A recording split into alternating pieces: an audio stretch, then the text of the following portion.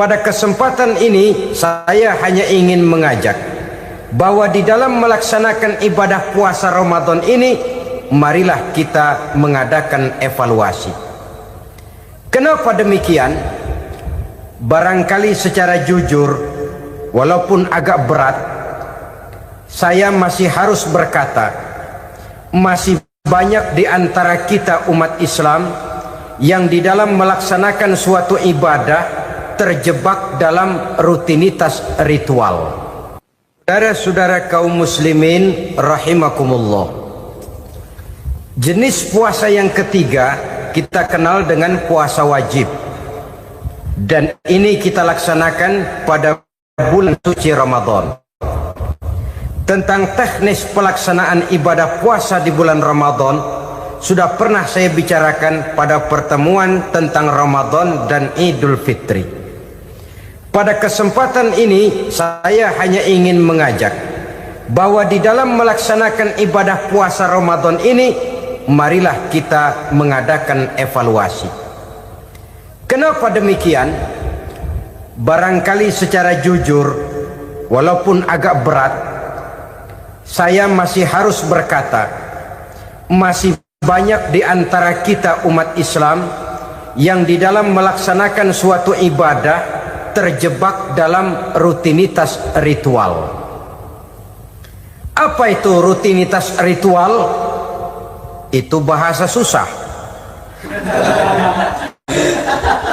Berhubung saya tidak ingin bicara yang susah-susah, kita bicara yang mudah-mudah saja. Maksud saya, banyak di antara kita umat Islam yang di dalam melaksanakan suatu ibadah itu hanya dengan prinsip asal sekadar gugur kewajiban saja. Akibatnya, sampai sejauh mana ibadah itu berhasil membentuk kepribadian diri kita, kita jarang mengadakan evaluasi dan penilaian. Solat yang penting gugur kewajiban, puasa yang penting sudah gugur kewajiban, haji yang penting sudah gugur kewajiban. Maka jangan heran kalau itu yang jadi prinsip, ibadah lantas tidak punya dampak dalam membentuk kepribadian diri. Banyak orang yang rajin sholat tapi munkarnya jalan terus. Sampai kadang-kadang kita bingung, yang sembahyang dia, yang nyolong dia. Puasanya kelihatannya tekun, tapi tidak punya kepekaan sosial. Sama yatim piatu bersifat masa bodoh, sama fakir miskin malah gemes. Tidak lantas tumbuh kepekaan sosial, walaupun dia sudah ikut merasakan tidak enaknya lapar dan haus. Ada juga yang sudah haji 4-5 kali mondar-mandir Jakarta Mekah, tapi gaya hidupnya tetap seperti katak di kolong tempurung, picik, sempit pandangan, dangkal hati, tidak terbuka walaupun sudah melihat Islam dalam skala internasional. Yang dia lihat, yang dia saksikan, yang dia pandang, tidak sanggup menggugah dan menggubah jiwanya, tidak bisa mewarnai pandangan hidupnya. Inilah akibatnya kalau ibadah hanya dikerjakan dengan prinsip asal sekadar gugur kewajiban. Hasilnya yaitu tadi, hajinya cuma menang topi putih sama serban. Sholatnya, ya sholatnya cuma prinsip asal gugur kewajiban. Begitu juga puasanya, begitu juga zakatnya dan ibadah-ibadah lainnya. Bukan tanpa satu maksud. Jikalau Allah Subhanahu wa taala memerintahkan kita melaksanakan ibadah puasa di bulan suci Ramadan, bahkan maksud itu sangat pada penghujung ayat yang memerintahkan kita puasa. Ya ayyuhalladzina amanu kutiba alaikumus syiyam kama kutiba alal ladzina min qablikum la'allakum tattaqun. Orang yang beriman diwajibkan atas kamu berpuasa, telah diwajibkan juga kepada orang-orang yang sebelum kamu, la'allakum tattaqun, agar kamu dengan puasa itu menjadi manusia yang bertakwa kepada Allah Subhanahu wa taala. Dengan kata lain, berhasil atau tidak puasa Ramadan kita ini akan nampak takwa kita meningkat atau tidak setelah kita melaksanakan ibadah puasa. Sehingga kalau orang mengatakan Ramadan itu merupakan month of training, bulan latihan, keluar latihan tentu harus semakin naik dan baik gaya kehidupan kita. Jadi tujuan utama daripada pelaksanaan ibadah puasa adalah untuk membentuk manusia yang bertakwa. Nah, takwa itu kata Imam Qusairi hurufnya ada 4. Ta, qaf, wawu, ya. Masing-masing huruf ini simbol dari pribadi orang yang bertakwa, bina dan dibentuk oleh pelaksanaan puasanya. Mari kita lihat. Huruf ta adalah lambang dari sifat tawadhu, rendah hati. Orang yang bertakwa, orang yang tidak mempunyai sifat sombong. Puasa menanamkan kita kesadaran terhadap kelemahan, terhadap keterbatasan, terhadap segala ketidakmampuan yang kita miliki. Ya Allah, baru sehari nggak kena makan, nggak kena minum, sudah begini lemesnya. Puasa memang, kalau pagi orang masih sehat, masih terdorong oleh sahur, siang masih lumayan, tapi zuhur ke atas biasanya mulai sikap lemah manusiawi, keterbatasan kekuatan biologis itu mulai nampak. Dari sini tanam satu kesadaran, kalau begitu apa yang mau disembuhkan di hadapan Allah? Kaya, siapa sih orang paling kaya? Ilmu, siapa sih orang paling pintar? Pangkat, siapa sih orang paling tinggi jabatannya? Dari sifat semacam ini lahir introspeksi, rasa mawas diri, timbul sifat tawaduknya, rendah hatinya, tidak melonjak menjadi angku dan sombong lantaran sedikit kemampuan dan kekuatan yang dimilikinya. Lalu untuk sikap yang lebih jauh, terwujudlah, terbentuklah apa yang dinamakan stabilitas temperatur batin. Orang tetap konstan menjaga nilai-nilai idealisme yang pernah dimilikinya. Dia mulai dengan adil, dia berjalan tetap dengan keadilan, dan dia berakhir juga tetap dalam keadilan. Jangan mulainya adil, tengahnya setengah adil, di akhirnya malah zolim sama sekali. Ini tidak punya stabilitas temperatur batin. Kan banyak orang begitu toh. Mulanya benar, belakangan mau benar sendiri. Mulanya sudah rela berkorban buat kepentingan orang banyak, belakangan malah selalu mengorbankan kepentingan orang banyak. Waktu di bawah rajin baca ayat kursi, dapat kursi lupa ayat. Stabilitas temperatur batin, tertipu oleh perasaan seolah-olah situasi dan kondisi sudah serba memungkinkan, sudah serba menguntungkan. Orang yang dibentuk pribadinya oleh pelaksanaan ibadah puasa, dia sadar apapun keberhasilannya, apapun kedudukannya, apapun nilai kekayaannya, itu cuma sebagian kecil sekali dari apa yang ada pada zat Allah Subhanahu wa ta'ala. Hati tidak takabur, sesuai dengan namanya takabur dari kalimat takabbaro ya takabbaru, membesar-besarkan diri. Orang yang suka membesar-besarkan diri, orang yang tidak yakin bahwa dirinya orang besar, lalu dibesar-besarkan dirinya. Sebenarnya itu sudah satu sikap di mana dia tidak percaya kepada diri sendiri.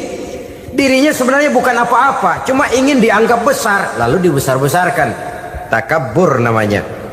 Puasa sekali lagi melatih kita menanamkan kesadaran akan kelemahan dan keterbatasan kita sebagai makhluk. Itu sikap tawadhu. Fir'aun, saudara tahu Fir'aun, lama-lama dia jadi raja, lupa diri dan lupa daratan, melonjak menjadi angku dan sombong sampai kepada puncak kekurang ajarannya, memproklamirkan dirinya menjadi Tuhan. Hitler juga begitu. Pendeknya, orang manakala tidak ada kesadaran tentang dari mana segalanya berasal dan kemana segalanya akan kembali, dia mudah out of control. Kalau sudah out of control, maka dia akan melakukan perbuatan yang melampaui batas. Itu yang pertama. Jadi orang takwa, orang yang rendah hati, salah satu tujuan daripada pelaksanaan ibadah puasa menanamkan sikap rendah hati. Dari sikap rendah hati ini yang timbul lalu apa? Kepekaan sosial. Kalau saya puasa, saya sudah merasakan bagaimana tidak enaknya lapar. Saya sudah merasakan bagaimana tidak enaknya haus. Tapi bagaimanapun, saya lapar cuma sebentar, saya haus cuma sebentar. Selesai maghrib, lapar saya hilang, haus saya hilang. Bagaimana yatim piatu, orang-orang tua jompo yang perlu santunan, orang-orang miskin yang terkapar di kolong-kolong jembatan, yang tiap hari merasakan perasaan seperti ini tanpa tahu kapan hidup dan nasibnya akan berubah. Tidur beratapkan langit, berselimut koran. Kalau demikian, saya ini beruntung. Kalau demikian, apa yang bisa saya lakukan untuk mereka? Kepekaan sosial ini lalu timbul dalam apa yang orang sekarang namakan solidaritas, kesetiakawanan sosial. Hidup tidak hanya untuk kepentingan diri dan perutnya sendiri saja, tapi mau menolong, mau membantu orang yang memang memerlukan bantuan dan pertolongan itu sendiri. Jangan setelah tahu lapar tidak enak, haus tidak enak, tapi kita tidak mau tenggang rasa, tidak mau timbang rasa. Begini loh tidak enaknya lapar, begini loh tidak enaknya haus. Ini terjadi pada diri saya masih mampu, masih berbuka puasa. Bagaimana yang tiap hari merasakan seperti ini? Tidak Ramadan, tidak Syawal, tidak Zulqa'dah, tidak Zulhijjah, selalu kelaparan dan kehausan. Dari sana timbul kepekaan sosial. Lalu lahirlah sikap pemurah, dermawan, mau menoleh ke kiri dan ke kanan. Bahkan Al-Quran itu sampai mengancam betul. Ara'aital ladzi yukadzibu bid-din fadzalikal ladzi yad'ul yatim wa la mendustakan agama. Islam mendustakan Islam. Salat dia tapi mendustakan salat. Puasa dia tapi mendustakan puasa. Siapa mereka itu? Fadzalikal ladzi yad'ul yatim.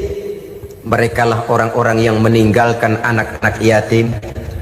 Wa la yahuddu ala ta'amil miskin, dan tidak pernah memberi pertolongan, tidak memerintahkan memberi makan kepada fakir miskin, walaupun dia berada pada posisi dan kondisi yang memang dia mampu.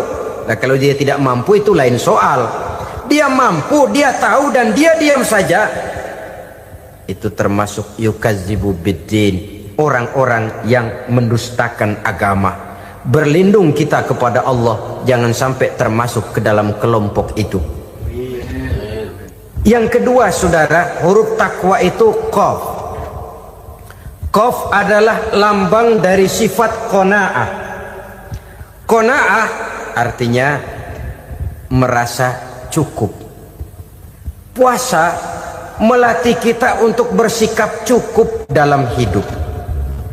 Kalau kita perturutkan menjelang saat berbuka, menunggu waktu berbuka, istilah orang di Jawa Barat ngabuburit katanya, kita menunggu saat berbuka, segalanya saja ingin kita beli, segalanya saja ingin kita minum, semuanya saja ingin kita makan, sebab nafsu sudah begitu berupa, perut sudah sedemikian lapar, kerongkong sudah sedemikian haus, rasanya semuanya saja ingin kita telan. Tapi tahukah kita bahwa setelah maghrib berbunyi, berapa banyak yang kita makan, berapa banyak yang kita minum? Sesuaikah dengan keinginan kita tadi siang? Tadi siang semuanya ingin kita makan, tadi siang semuanya ingin kita minum. Setelah berbuka, berapa banyak yang kita makan, berapa banyak yang kita minum? Itulah kehidupan. Segalanya ingin kita kuasai, segalanya ingin kita punyai, tapi berapa sih yang benar-benar kita perlukan? Maka orang kaya adalah orang yang hidupnya cukup. Orang miskin hakikat yang selalu merasa kurang. Bagaimanapun besar rumah, banyak uang kita, berpuluh kendaraan kita, kalau hidup selalu merasa kurang, itu artinya kita masih miskin. Maka jikalau ingin menjadi orang kaya, kuncinya hakikatnya cuma satu, hati kita merasa cukup dengan yang diberikan Allah, bersyukur atas segala nikmatnya, dan dengan syukur itu nikmat itu akan ditambah oleh Allah Subhanahu wa ta'ala.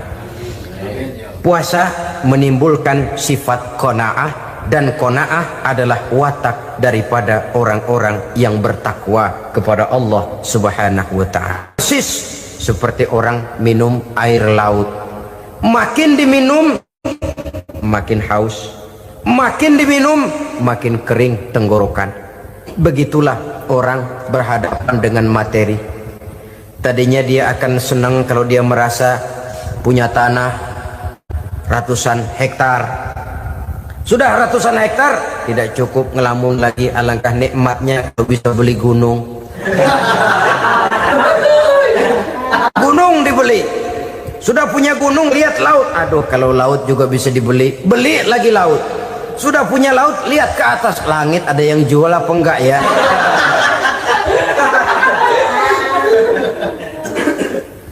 Seperti orang berhadapan dengan air laut yang makin diminum makin membuat kita haus dan makin kering tenggorokan ini. Maka itu harus dihentikan. Sikap untuk menghentikan itu tidak lain adalah dengan sifat qanaah itu tadi, merasa cukup dengan apa yang diberikan Allah, mensyukuri nikmatnya. Itu yang kedua. Yang ketiga, pada kalimat takwa ada huruf wawu. Wawu adalah simbol dari sifat wara dengan ain.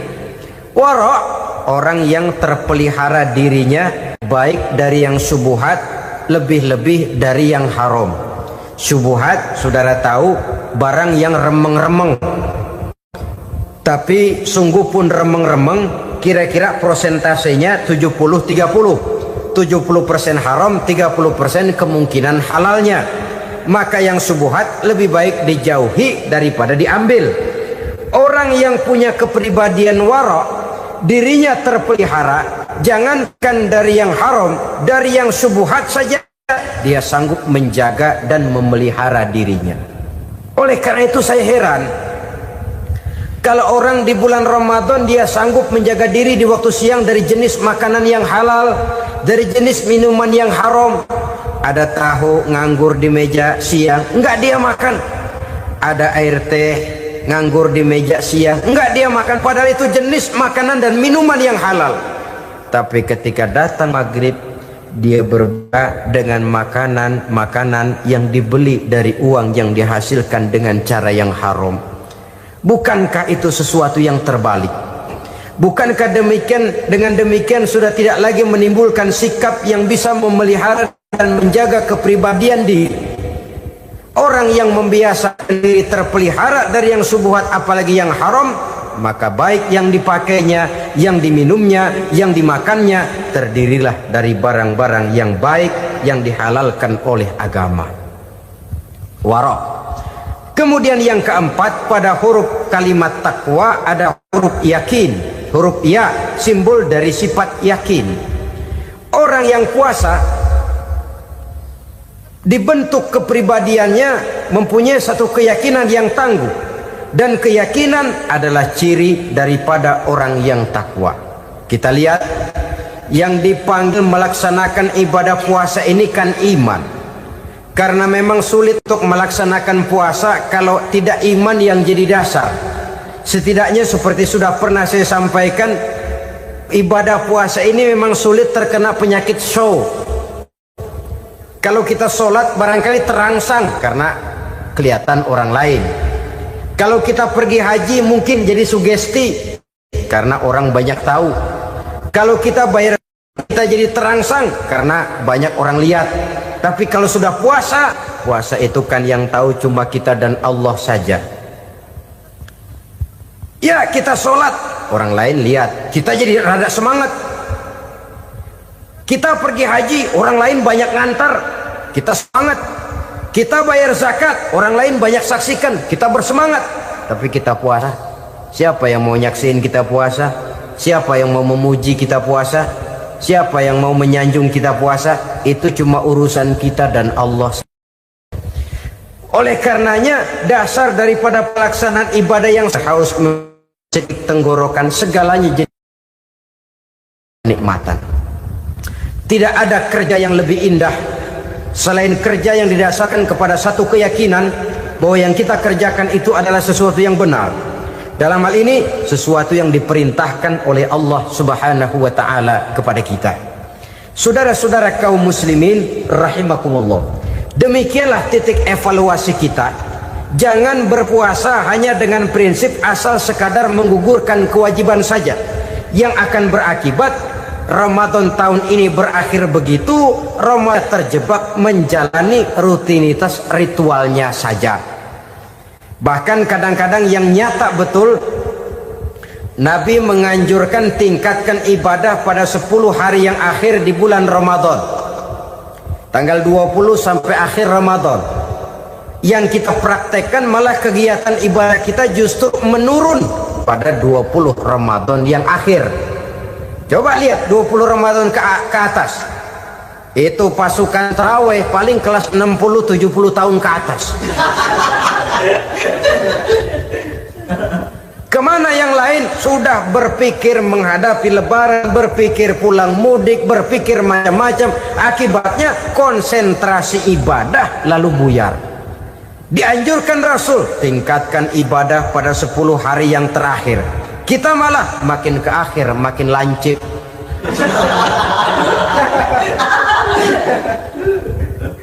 Saudara-saudara kaum muslimin rahimakumullah, kita terjebak oleh sesuatu yang sementara, oleh sesuatu yang bersifat kulit, lalu meninggalkan isinya. Padahal jikalau kita tidak mengisi Ramadan dengan kegiatan ibadah, berarti kita tidak keluar dari Ramadan dengan jiwa yang baru yang sudah ditempa oleh pengalaman ibadah di bulan Ramadan. Artinya kita tidak kembali kepada fitrah, kesucian seperti saat kita dilahirkan. Lalu kalau kita tidak kembali kepada fitrah, apa yang mau kita rayakan pada Idul Fitri itu? Di mana letak kegembiraan kita? Di mana letak kebahagiaan hati? Kembalikah kita kepada fitrah? Tidak. Benarkah puasa yang kita kerjakan? Kelihatannya juga tidak. Adakah dampak dari pelaksanaan ibadah dalam pribadi kita? Tidak. Kadang-kadang Ramadan selesai malah teriak merdeka.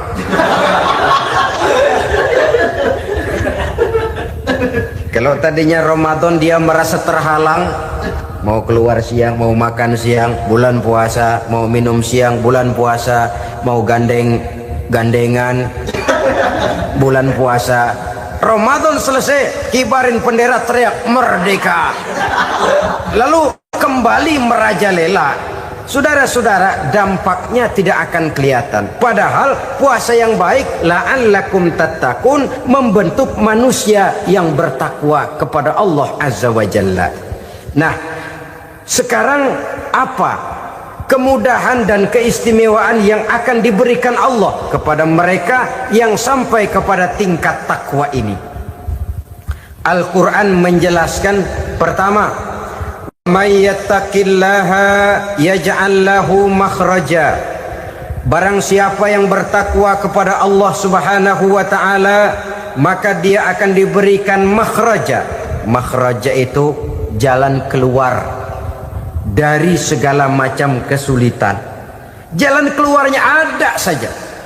Menurut ukuran kemampuan dia tidak mungkin, mustahil, tidak bisa, mana mungkin. Tapi pada waktunya ada saja jalan keluarnya.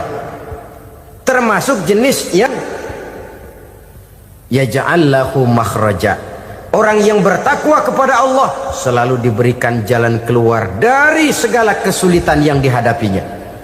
Siapa sih orangnya yang tidak pernah sulit dalam hidup ini? Siapa orang yang tidak pernah mengalami kesulitan? Tapi kadang orang menilai, itu kelihatannya hidupnya enak aja ya, kayaknya nggak pernah mengalami kesulitan. Sebenarnya bukan tidak pernah mengalami kesulitan, Allah selalu memberikan jalan keluar dari segala kesulitan yang dihadapinya. Lah kalau Allah yang memberikan jalan keluar, tentu sangat mudah sekali. Orang yang bertakwa diberikan jalan keluar dari segala macam kesulitan. Satu. Yang kedua, wa yarzuqhu min haitsu la yahtasib. Dia akan diberikan rezeki oleh Allah dengan jalan yang tidak disangka-sangka. Rezekinya datang dengan cara yang tidak disangka-sangka. Gajinya mungkin kecil, tapi penghasilannya gede. Kan itu yang penting.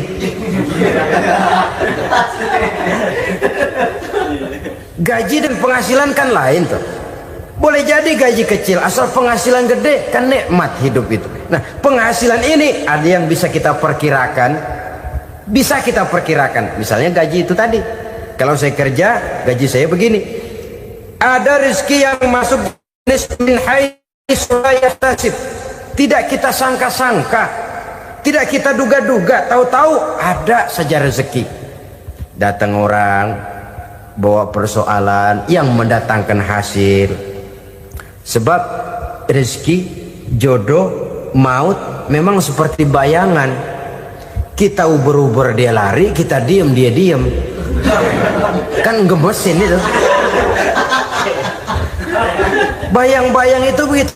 Kita kejar, dia lari. Rezeki juga begitu. Kita diam, dia diam. Setengah mati yang namanya rezeki kita cari, kita uber, ngobek sampai ratusan bohong kita kerjain. Tapi memang belum waktunya, ya sulit untuk tembus. Tapi kadang-kadang giliran kita nongkrong di rumah, datang orang bawain rezeki. Itulah yang namanya rezeki. Tapi ini untuk orang yang bertakwa. Kalau tidak punya kredibilitas takwa, jangan lalu pakai ayat ini. Diberikan Allah dengan rezeki dengan jalan yang tidak disangka. Kan ada ayatnya dah. Kita mah manteng aja di rumah dah. Ntar juga tuh rezeki datang. Ini fasilitas yang diberikan kepada orang yang wa may yattaqillah, bertakwa kepada Allah, yarzuqhu min haitsu la yahtasib, diberikan rezeki dengan cara yang tidak disangka-sangkanya. Maka kadar ketakwaan jangan membuat kita buruk sangka. Tuh orang ya nggak kemana-mana, duitnya ada aja. Kalau dia takwa, Allah berikan jalan keluar. Jangan lantas ngelihat kiai orangnya ahli ibadah, ilmunya tinggi, akhlaknya luar biasa, takwanya tinggi, rezekinya lancar, lalu husnuzon nih kiai nggak kemana-mana, duitnya banyak, miara tuyul kali ini. Itu termasuk jaminan Allah yang masuk kategori min haitsu la yahtasib. Yang ketiga, yaj'al lahu min amrihi yusra, dimudahkan segala urusannya. Dimudahkan segala urusannya. Kemudian yang keempat, yukaffir anhu sayyiatihi wa yu'azzim lahu ajra, diampuni segala kesalahannya dan dibesarkan pahala kebaikan yang dikerjakannya. Maka mudah-mudahan puasa yang kita kerjakan mengantarkan kita kepada ketakwaan kepada Allah, dan takwa membuka janji Allah kepada kita di dalam kehidupan ini. Kenapa sih kita yakin Quran itu kitab suci? Pertama, ajarannya sesuai dengan fitrah manusia. Suatu kitab dinamakan suci kalau konsep ajarannya sesuai dengan fitrah. Contoh, ini laki-laki ini seneng nggak sama perempuan? Normal. Kalau nggak seneng saya ragu-ragu. Perempuan seneng nggak sama laki-laki?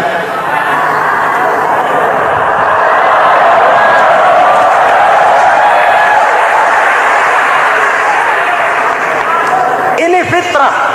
Laki-laki suka perempuan, perempuan suka laki-laki. Quran memahami itu. Hai laki-laki, kau senang dengan perempuan. Hai perempuan, kau suka dengan laki-laki. Oke, lewat sini, lewat pintu yang disebut nikah. Kalau kitab suci melarang nikah, itu bertentangan dengan fitrah manusia. Maka dalam Quran, mulai dari umat sampai ulama dan segala profesi dianjurkan nikah. Kalau kiai tidak boleh nikah, saya pilih mengundurkan diri, Pak.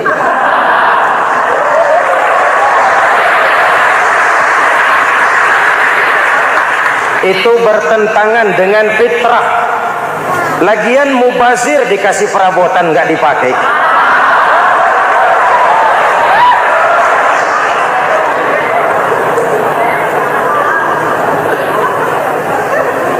Fitrah. Contoh lagi, manusia perlu makan. Kalau ada kitab suci menyuruh puasa terus dari pagi sampai sore sampai malam sampai pagi lagi, eta teh kitab gelo.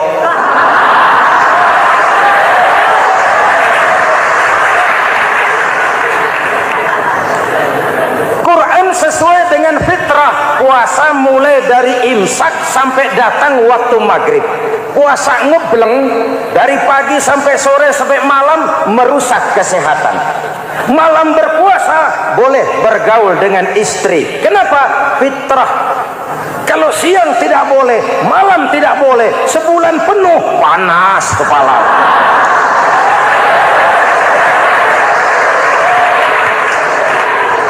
Rontok rambut. Hadirin yang saya hormati, itu yang pertama. Yang kedua, kita yakini Quran sebagai kitab suci karena isinya tidak saling bertentangan, konsekuen, konsisten. Kalau ada satu kitab, di satu ayat mengajarkan Tuhan Esa, di lain ayat mengajarkan tiga, liar itu mah. Bagaimana kitab suci isinya paradoks? Bagaimana kitab suci isinya saling bertentangan? Di ayat manapun sekali Quran berkata Allah itu Esa, selamanya Esa. Isinya tidak saling bertentangan. Lalu yang ketiga, kita yakini Quran kitab suci karena dia bersih dari intervensi manusiawi. Sejak turunnya Al-Quran menantang, jikalau kamu ragu terhadap Quran yang kami turunkan kepada hamba kami Muhammad, kamu anggap itu cuma bikinan Muhammad. Kalau Muhammad bisa, kamu tentu bisa. Baik, bikin satu surah semacam Al-Quran. 14 abad yang lalu tantangan ini turun dan sampai malam ini belum terjawabkan. Pak, barangkali tidak ada yang mau coba. Banyak. Antara lain Musailamah Al-Kazzab. Dia mencoba membuat menandingi Al-Quran. Dia buat satu surah namanya surah Al-Fil. Bunyinya begini, bikinan Musailamah. Al-Fil, wa mal-fil, wa ma adraka mal-fil, lahu khurtumun tawil, wa lahu zail. Sudah berbentuk syair. Isinya apa? Al-Fil, gajah. Wa mal-fil, apakah gajah itu? Wa ma adraka mal-fil, tahukah kamu apa itu gajah? Lahu khurtumun tawil, dia punya belalai panjang. Wa lahu zail, dan dia punya ekor. Enggak usah turun ayat begituan, orang tahu.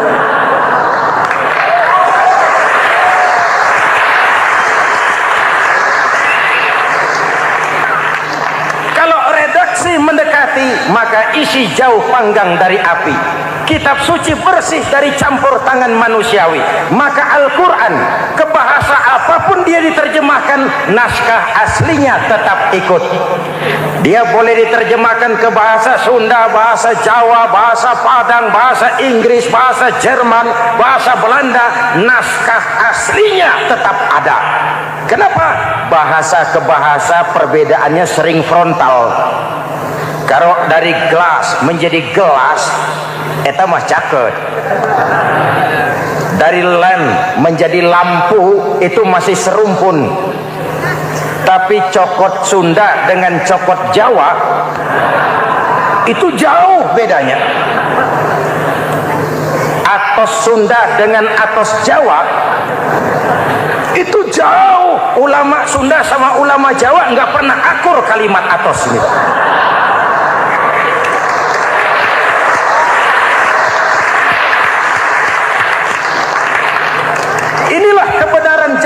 Allah, inna nahnu nazzalna dzikra wa inna lahu lahafizun. Kami yang turunkan Al-Quran, kami yang akan menjaganya. Ribuan orang hafal Al-Quran.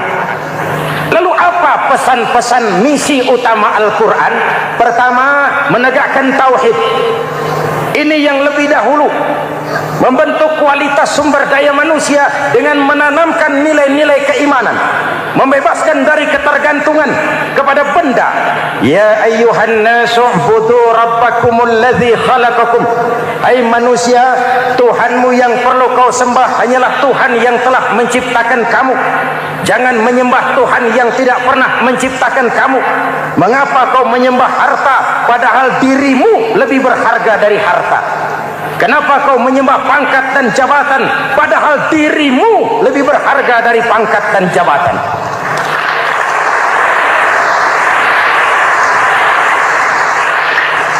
Diajak rasio berpikir, Tuhanmu yang perlu kau sembah hanyalah Tuhan yang menciptakan kamu. Dan Tuhan yang menciptakan kamu itu Tuhan yang lam yalid walam yulad, yang laisa kamislihi syai'un, dan itulah Allah Subhanahu wa ta'ala. Ayo orang teh, ayeuna teh boleh pakai teh, ayeuna teh kita teh kalau kepada syirik jali, syirik yang terang-terangan, insya Allah tidak. Nyata-nyata menyembah berhala, tidak. Nyata-nyata menyembah pohon, tidak. Nyata-nyata berkeyakinan Tuhan lebih dari satu, tidak. Tapi kita sering terjebak pada syirik kecil, syirik khafi, syirik yang tersamar. Saya sejak pakai cincin ini, jangankan anak gadis, nenek-nenek ngelihat saya cincin. Jangankan anak gadis, nenek-nenek lihat saya lemes cincin. Ini saya sejak ada perkutut di rumah ini dagang lancar perkutut. Ini Ramadan, bulan penempaan nilai-nilai keimanan. Misi utama Quran menegakkan tauhid, mengurangi kemusyrikan, membebaskan manusia dari ketergantungan kepada benda. Dari situ kualitas sumber daya manusia dimulai. Saya sering mengungkapkan selama ini sistem pendidikan kita cuma mengisi otak, bukan membentuk watak. Otak diisi segala macam ilmu, tapi hati kosong, agama rapuh, akhirnya moral rendah. Muncul manusia-manusia yang pintar, cuma sayang tidak benar. Indonesia kita bangkrut, Indonesia kita terpuruk, Indonesia kita sakit sekarang ini, kan ulahnya orang-orang yang pintar tapi tidak benar.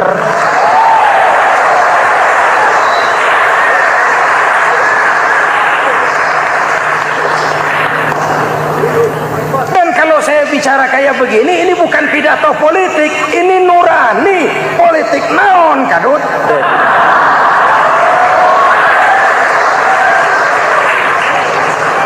Ini nurani, ini tanggung jawab sebagai anak bangsa.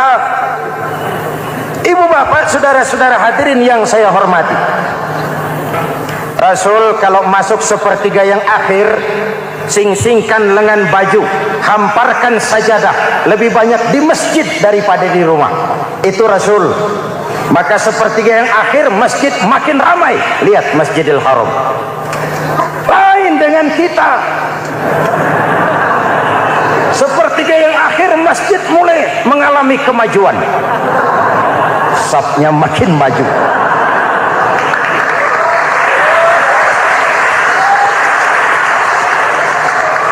Pasar ramai, terminal beludak. Padahal sepertiga yang akhir itu puncak. Padahal di situ nilai tambah. Dan anggap ini Ramadan terakhir yang diberikan Allah kepada kita. Kenapa? Memang tidak ada jaminan tahun depan ketemu Ramadan lagi.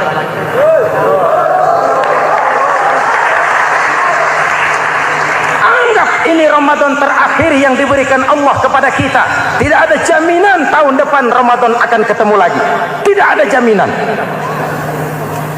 Manfaat manfaatkan peluang ini untuk melakukan pemutihan. Semua kita melakukan introspeksi. Tidak tahu kita Ramadan tahun depan nanti masih ketemu apa tidak, sebagaimana kita tidak tahu kita masih hidup atau tidak. Hadirin yang saya hormati, misi kedua Al-Quran, persaudaraan, kebersamaan atas dasar keadilan dan kebenaran. Manusia bersuku-suku, ya. Manusia berbangsa-bangsa, memang itu diakui oleh Al-Quran. Inna khalaqnakum min dzakari wa untha wa ja'alnakum syu'uban wa qabaila.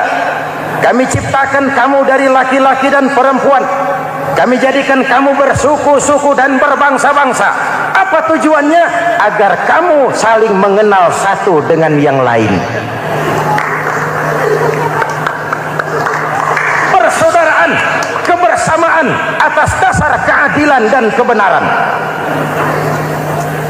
Yang terlepas dari ras, dari manapun orang datang, apapun warna kulitnya, dari suku apapun ia dilahirkan, kalau akidahnya sama, itu kan saudara kita.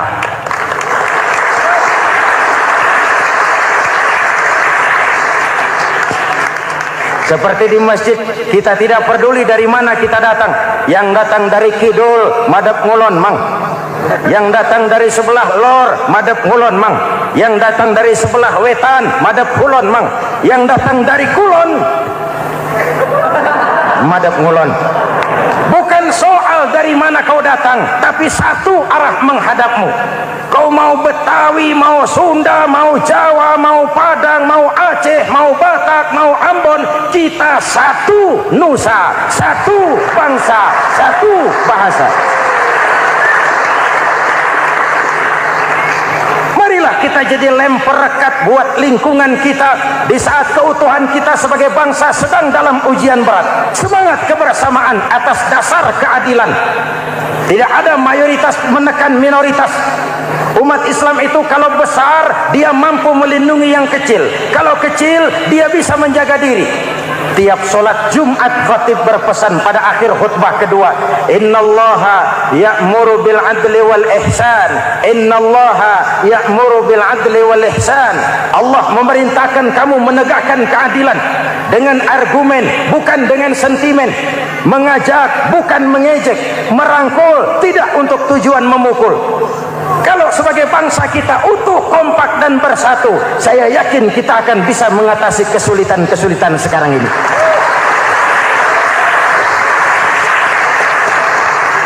Kan kita prihatin kadang-kadang tawuran antar desa, antar RT, antar RW, antar kecamatan, sampai antar elit di atas. Makanya saya ulang lagi pesan ini, kalau elit di atas tawuran, jadilah penonton yang baik. Saudara-saudara kaum muslimin yang saya cintai, kita prihatin, kita seakan tercabut dari akar budaya kita sebagai bangsa. Kenapa kita yang berfalsafahkan Pancasila, kenapa kita yang berketuhanan yang Maha Esa tiba-tiba jadi beringas dan brutal? Ada maling ayam ketangkap, disiram bensin, dibakar hidup-hidup. Kok kita bisa begitu? Street justice, pengadilan jalanan mulai tegak. Iyalah kita tidak puas dengan kerja aparat kita, tapi jangan main hakim sendiri. Ini negara, bukan hutan.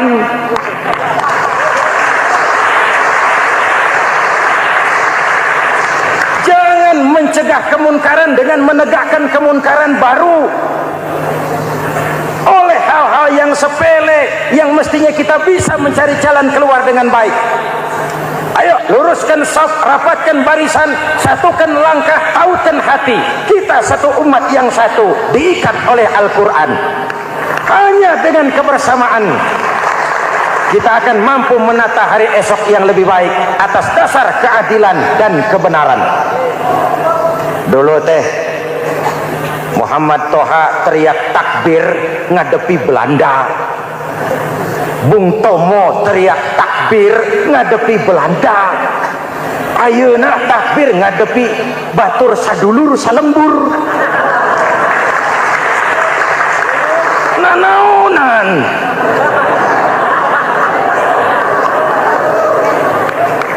Bung Tomo teriak takbir, Muhammad Toha teriak takbir, yang dihadapi jelas penjajah Belanda. Kita ngadepi saudara sendiri, Allahu Akbar, yang sana teriak Allahu Akbar, setan tepuk tangan di tengah.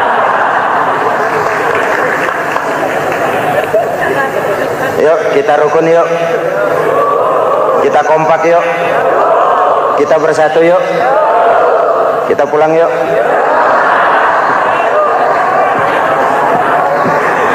Ini misi kedua. Misi yang ketiga, Al-Quran membebaskan manusia dari gaya hidup sekuler. Quran mengingatkan, awas bung, ada hidup sesudah mati, ada akhirat sesudah dunia. Lebih untung orang yang percaya akhirat daripada yang tidak. Paling tidak hidupnya normatif. Contoh, saudara yakin akhirat ada, lalu saudara hidup baik-baik, menjauhi yang munkar, meninggalkan yang haram, saudara sujud, puasa, jihad, lalu saudara mati. Setelah mati ternyata akhirat tidak ada. Tidak ada ruginya. Paling kurang kita sudah dicatat sebagai orang baik. Sebaliknya, saudara tidak percaya sama akhirat, lalu hidup seenaknya, judi, mabuk, zina, nipu orang, korupsi, tenggelam dalam kemunkaran, lalu mati. Setelah mati ternyata akhirat ada. Kemana anjen? Lebih untung orang yang percaya akhirat ketimbang yang tidak. Hidupnya ada rem. Iya pak, saya kepengen banyak uang, tapi kalau main judi nanti di akhirat bagaimana? Iya, saya kepengen jadi orang kaya, tapi kalau korupsi, nipu orang, buka peternakan tuyul, nanti di akhirat bagaimana? Gaya hidup yang berkeseimbangan. Ada hidup sesudah mati dan ada akhirat sesudah dunia. Yang keempat, Quran membebaskan manusia dari belenggu kebodohan. Quran ayat yang pertama turun sudah berkata, Iqra, baca, kamu jangan jadi bodoh. Kebodohan menimbulkan kemiskinan, kemiskinan mendekatkan kepada kekufuran. Yang kelima, ini kado buat ibu-ibu, Quran mengangkat harkat, derajat dan martabat kaum wanita. Sebelum Quran turun, sebelum Islam datang, nasib wanita sangat menyedihkan. Dilahirkan hanya untuk melahirkan. Kalaupun berperan, peranannya tidak lebih segitiga. Dapur, sumur, kasur. Kasur, sumur, dapur. Dapur, sumur, kasur. Wanita dilecehkan, sekadar alat pemuas nafsu. Datang Islam, Rasul terenyuh, An-nisa imadul bilad. Wanita adalah tiangnya negara. Jikalau baik wanita, baik negara. Jikalau rusak wanita, hancur negara. Karena wanita, negara jaya. Betul? Karena wanita, negara hancur. Betul? Maka wanita adalah bidadari yang kadang-kadang setan. Kadang-kadang.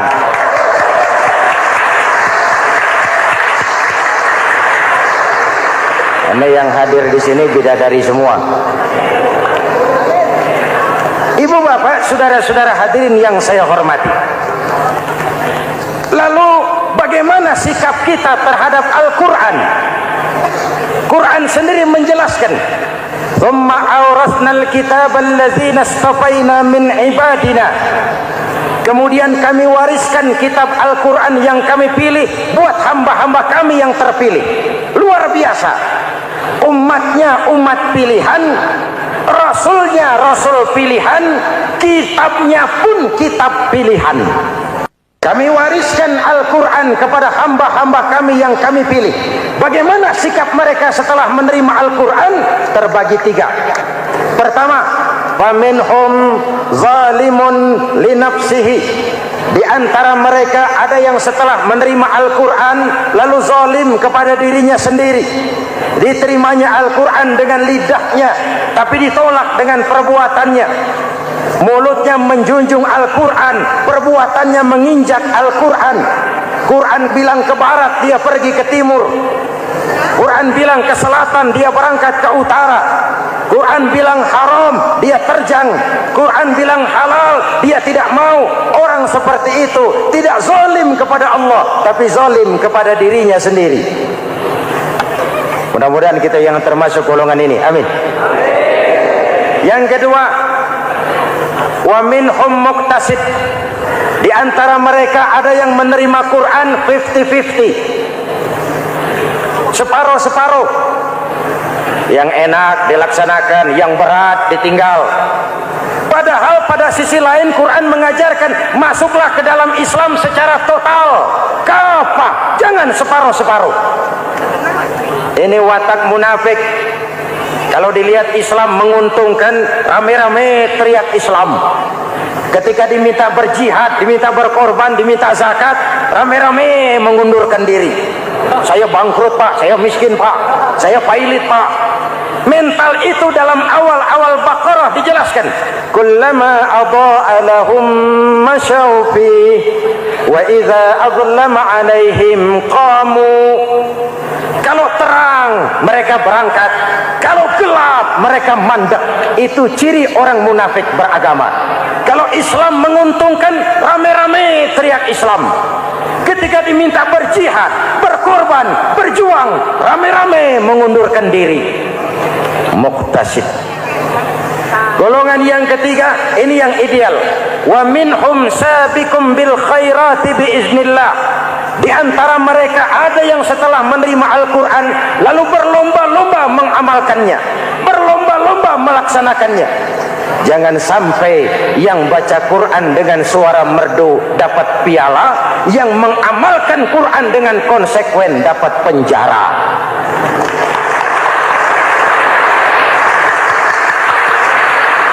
Itu ironi, itu menyedihkan, itu memilukan, dan itu memalukan.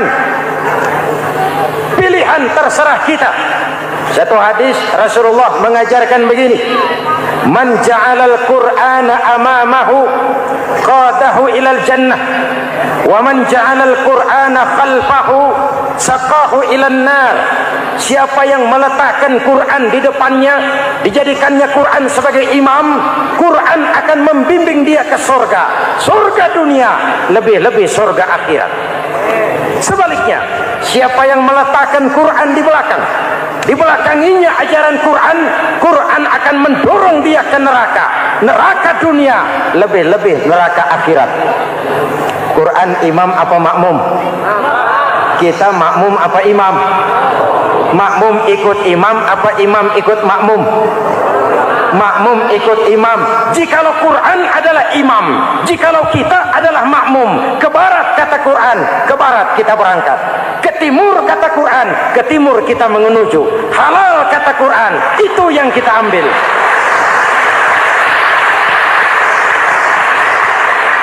Mari kita jadikan Ramadan sebagai bulan di mana sedikit demi sedikit kita berupaya kembali menjadi generasi yang Qurani.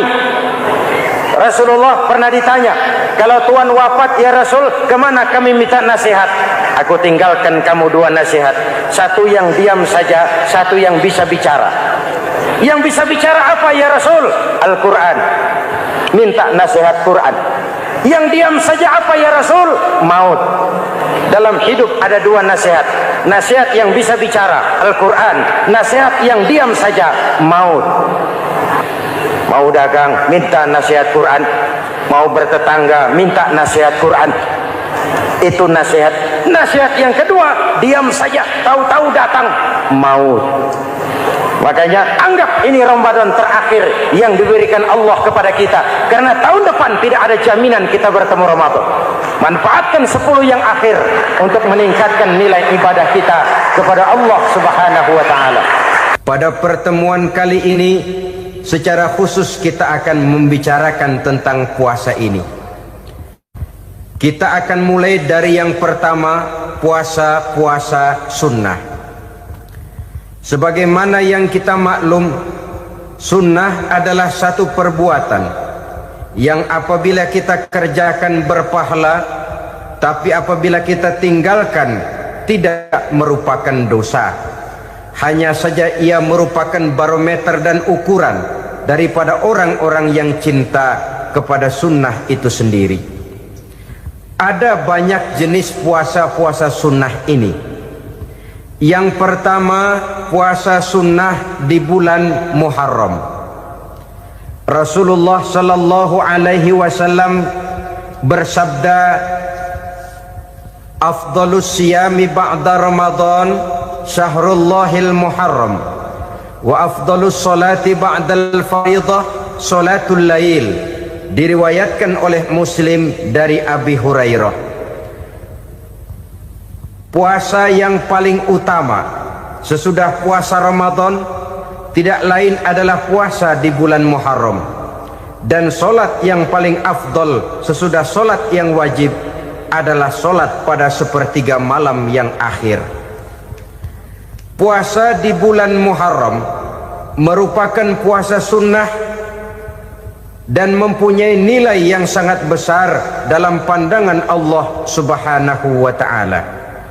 Buat mereka yang mampu melaksanakan puasa sunnah di bulan Muharram ini, boleh melaksanakannya selama 10 hari. Hari yang pertama, boleh juga 3 hari saja, atau setidak-tidaknya 1 hari daripada bulan Muharram. Yang kedua, puasa 10 hari daripada bulan Zulhijjah. Karena bulan Zulhijjah ini memang termasuk bulan yang dimuliakan oleh Allah Subhanahu wa ta'ala.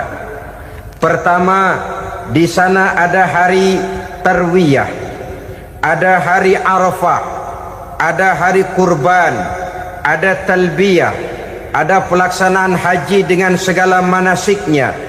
Maka puasa sunnah di bulan Zulhijjah merupakan amalan yang sangat utama dan besar pahalanya dalam pandangan Allah Azza wa Jalla. Sebagian ulama menjelaskan, man shoma hazihil ayyam akramahullahu bi asyri asya'in. Siapa orang yang melaksanakan ibadah puasa sunnah pada hari-hari 10 di bulan Zulhijjah ini, Allah Subhanahu wa ta'ala akan memuliakannya dengan 10 macam perkara. Saudara, ini keuntungannya. Yang pertama, orang yang puasa di hari-hari 10 bulan Zulhijjah diberikan al-barakah fi umrihi, diberikan keberkahan pada umurnya. Setiap kita ingin memperoleh umur yang berkah. Umur yang berkah itu yang bagaimana? Apa yang jumlahnya panjang? Mungkin. Tetapi yang jelas, umur yang berkah ini adalah umur yang bisa dipertanggungjawabkan di hadapan Allah Subhanahu wa ta'ala. Artinya, umur yang diisi penuh dengan kebajikan, umur yang diisi dengan segala macam kegiatan ibadah, dan umur yang dengan demikian sungguh pun kita sudah mati, jasad terkubur dalam tanah, nama kita akan tetap hidup, dikenal orang oleh karena kebajikan yang kita kerjakan. Saya kira akan lebih merupakan azab ketimbang nikmat kalau orang diberikan umur panjang tapi hanya untuk menumpuk-numpuk dosa saja. Kan lebih baik mana? Umur pendek banyak pahala, umur panjang banyak dosa. Lebih baik mana? Saya yakin yang paling baik tentu umur panjang banyak pahala. Paling sial umur pendek dosa melulu. Sudah diberikan umur pendek tidak seberapa, dosa berlipat ganda. Itu kalau orang kampung bilang tekor namanya. Rugi. Umur pendek hanya untuk menumpuk-numpuk dosa. Boleh jadi kalau umat-umat zaman dulu, saudara, mereka diberikan umur panjang. Nabi Adam, kita tahu Nabi Adam itu 2000 tahun umurnya. Nabi Nuh 950 tahun. Umatnya ya rata-rata segitu itu. Nah, kalau mereka misalnya punya umur 800 tahun, lalu 200 tahun mereka melakukan dosa, kan masih punya restan 600 tahun untuk taubat, karena umurnya diberikan jatah panjang. Kita ini oleh Allah Subhanahu wa ta'ala, umat Nabi Muhammad ini umurnya pendek-pendek. Kalau nyontoh Nabi 63 tahun saja. Kalau diberikan 70 tahun umur kita sekarang, itu sudah dapat jatah lebih 7 tahun. Alhamdulillah bahwa Allah memberikan saat-saat, waktu-waktu, tempat-tempat yang punya nilai istimewa, sehingga umur yang pendek ini bisa bernilai panjang, nilai ibadahnya bisa bernilai pahala seperti umat yang berumur panjang dahulu itu. Karena itu manfaatkan umur dengan baik, dan salah satu keberkahan daripada umur akan datang dengan melaksanakan ibadah puasa sunnah. Ini yang pertama. Yang kedua, az-ziyadatu fi malihi, berikan tambahan hartanya, menjadi orang kaya. Kaya apa? Kaya hati setidak-tidaknya. Karena dengan tekun dan rajin melaksanakan ibadah puasa, yang segera tertanam dalam jiwa seseorang merasakan cukup di dalam kehidupan. Itulah dia orang yang paling kaya, orang yang hidupnya paling cukup. Kalau orang sudah merasa cukup dalam hidupnya, maka itulah dia orang yang kaya. Saudara-saudara kaum muslimin rahimakumullah, puasa sunnah memberikan tambahan harta, usahanya berkembang, dengan demikian membawa keberkahan, hartanya makin bertambah, akan menunjang ibadahnya kepada Allah, lebih memantapkan dan membawa ketenangan dalam hidupnya. Itu termasuk berkahnya melaksanakan puasa sunnah itu. Yang ketiga, al-hifzu fi iyalihi, diberikan penjagaan, perlindungan terhadap keluarganya, anaknya sehat, sanak famili dan handai tolannya terjaga dan terpelihara dari segala malapetaka, dari segala mara bahaya, kesehatannya terjamin dan terpelihara. Itu sudah merupakan modal yang sangat besar di dalam kita mengarungi kehidupan. Sebab rasanya sulit untuk bahagia, duit kita banyak sekali, usaha kita selalu mendatangkan untung yang berlipat ganda. Tapi sebentar-sebentar anak kita sakit, yang ampek, yang korengan, yang kena musibah, ndak tak karu-karuan sakit, berobat sampai jutaan rupiah. Itu kan sudah tidak membawa kebahagiaan. Uang masuk yang begitu banyak jumlahnya, habis akhirnya untuk berobat saja. Sebenarnya hitung-hitung ya seri-seri juga. Usaha berhasil, duit banyak, habis untuk berobat. Lah sama juga saudara-saudara. Jadi dengan demikian, biar duit kita banyak, asal keluarga pada sehat saja, udah enak bener itu. Duit banyak, ekonomi cukup, keluarga sehat, nikmat rasanya menjalani kehidupan ini. Yang kiamat sudah duit kagak barang seperak, keluarga ampek semua. Kiamat sudah. Saudara hadirin yang saya hormati, jadi yang ketiga, Allah memberikan pemeliharaan terhadap keluarganya. Satu kali orang dipelihara Allah, tidak satu kekuatan pun yang bisa mencelakakan. Satu kali orang disengsarakan Allah, tidak satu tenaga pun yang mampu menyelamatkannya. Itulah sebabnya perlindungan Allah, pemeliharaan Allah terhadap diri dan keluarga sangat kita perlukan di dalam kehidupan ini.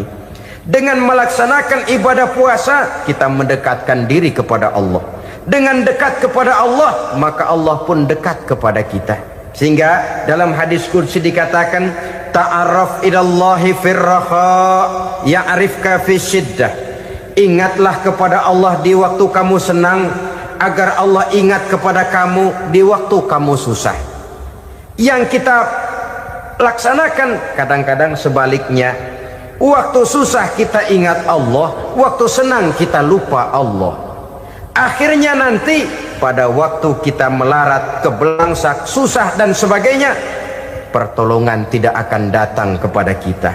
Benar, ta'aruf ilallah firraha ya'rifka fi syiddah.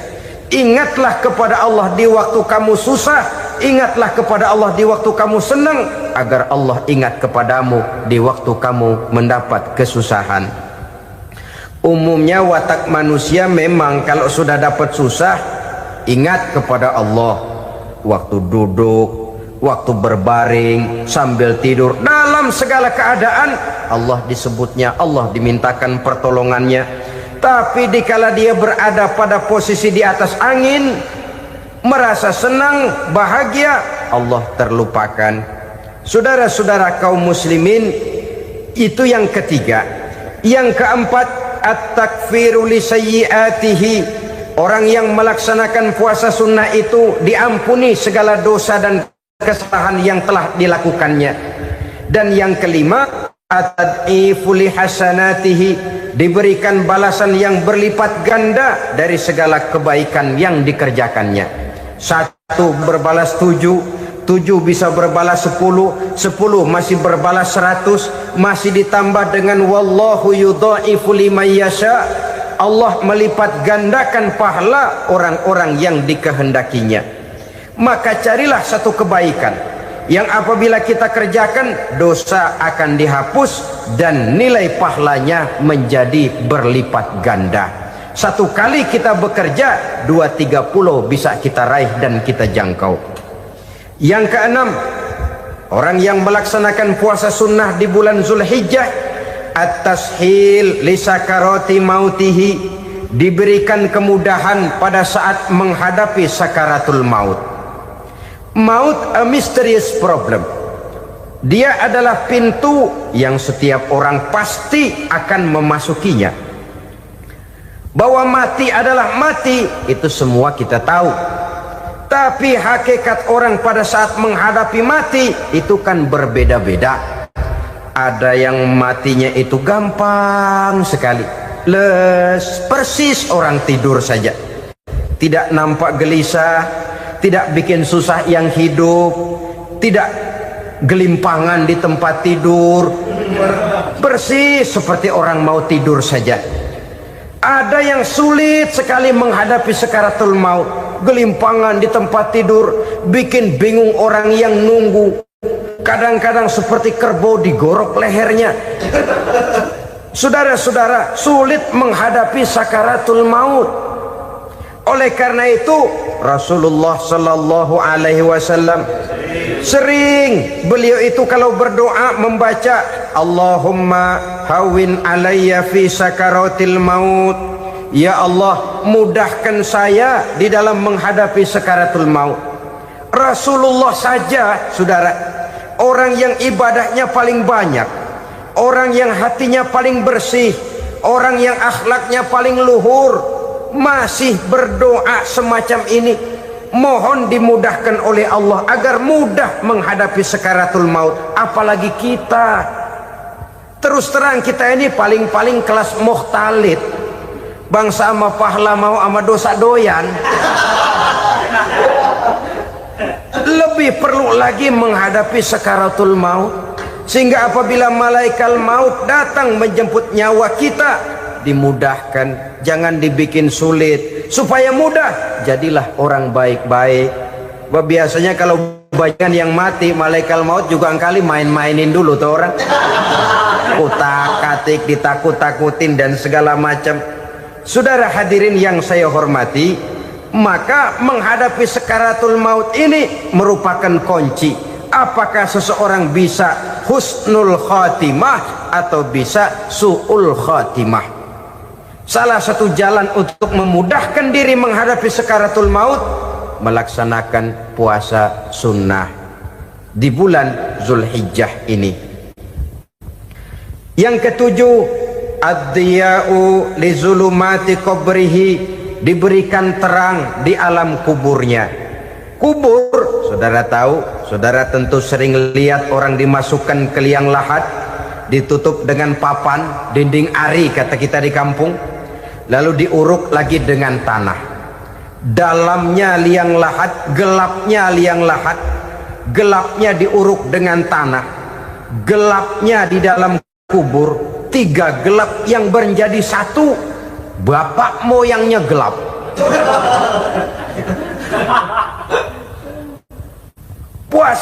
Puasa sunnah ini merupakan terang di alam kubur kita nanti. Yang kedelapan, at-tasqil limizanihi, diberikan keringanan pada timbangan di hari akhirat nanti. Bahwa setelah dibangkitkan dari kubur, setiap kita akan menghadapi perhitungan, akan ditimbang segala macam kebaikan dan segala macam kejahatan yang pernah kita lakukan di dalam kehidupan. Orang yang melaksanakan ibadah puasa sunnah, at-tasqilu limizanihi, diberikan keringanan timbangan hari akhiratnya nanti.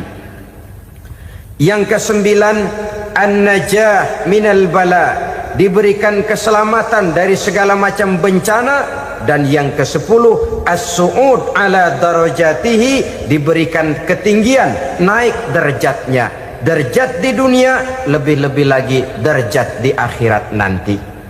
Ini keutamaan yang diberikan Allah Subhanahu wa ta'ala kepada mereka yang melaksanakan ibadah puasa 10 hari di bulan Zulhijjah menurut penjelasan sebagian dari para ulama kita. Jadi setelah puasa Muharram ada lagi puasa Zulhijjah. Kemudian puasa sunnah yang ketiga, puasa sunnah pada hari Senin dan hari Kamis. Apa sumber hukumnya? Diriwayatkan oleh Imam Muslim dari Abi Qatadah, Rasulullah Shallallahu Alaihi Wasallam ditanya tentang puasa pada hari Senin. Kenapa Rasul melakukan itu? Beliau menjawab, zalika yaumu wulidtu fihi wa yaumu bu'istu au unzila alayya fihi. Hari Senin itu adalah hari di mana aku dilahirkan dan hari di mana aku dibangkitkan. Wahyu pertama turun kepadaku pun pada hari itu. Maka sunnah melaksanakan puasa pada hari itu. Adapun hari Kamis, ada hadis yang diriwayatkan oleh Imam Turmuzi dari Abi Hurairah, Nabi bersabda, tu'radul a'malu yaumul isnaini wal khamisi fa uhibbu ay yu'radu amali wa ana sha'im. Disetor amal setiap manusia pada hari Senin dan pada hari Kamis. Maka aku ingin, kata Nabi, agar pada saat amalku disetor itu aku sedang puasa. Jadi malaikat itu menurut riwayat ini mencatat dan menyetorkan catatan amalan seseorang pada hari Senin, hari Kamis. Tiap hari Senin amalan kita disetor oleh malaikat. Catatan terakhir tentu yang sedang kita kerjakan. Sehingga yang masuk daftar, saya tinggalkan orang ini, dia sedang puasa. Karena naik catatan amalnya pada hari Senin. Kamis diangkat lagi, catatan paling akhir, saya tinggalkan orang ini, dia sedang puasa. Itu makna fa uhibbu ayyurada amali wa ana shaim.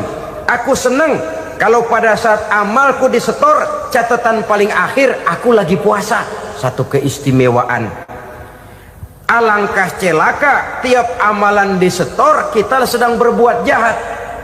Senin, Kamis, teler, mabok, judi. Tiap amalan disetor, catatan akhirnya saya tinggalkan si fulan lagi teler. Laporan Senin. Kamis laporan lagi, saya tinggalkan si fulan lagi mirit kartu. Saudara hadirin yang saya muliakan, alangkah jeleknya catatan kita. Oleh karena itu sunnah puasa pada hari Senin dan hari Kamis. Ini amalan sunnah, saudara-saudara. Dan oleh karena ini amalan sunnah, sebagian ulama memberikan penjelasan, walaupun lupa niat, kalau sudah malam itu lupa niat, boleh niatnya sudah siang puasa sunnah ini, dengan catatan dari pagi belum makan apa-apa. Malam saudara lupa, tahu-tahu ingat ini hari Senin, ini hari Senin, dah jam 10, niatlah jam 10 itu, sah puasanya asal dari pagi belum makan apa-apa. Tapi kalau sudah dapat 2 piring baru niat, jam 10 itu lain, ngojek namanya. Jadi puasa sunnah yang ketiga, puasa pada hari Senin dan hari Kamis. Yang keempat, puasa jenis sunnah yang keempat, puasa 6 hari di bulan Syawal. Diriwayatkan oleh Imam Muslim dari Abi Ayyub bahwa Nabi bersabda, "Man shoma Ramadhana summa atba'ahu sittan min Syawal kana kasyamid dahri."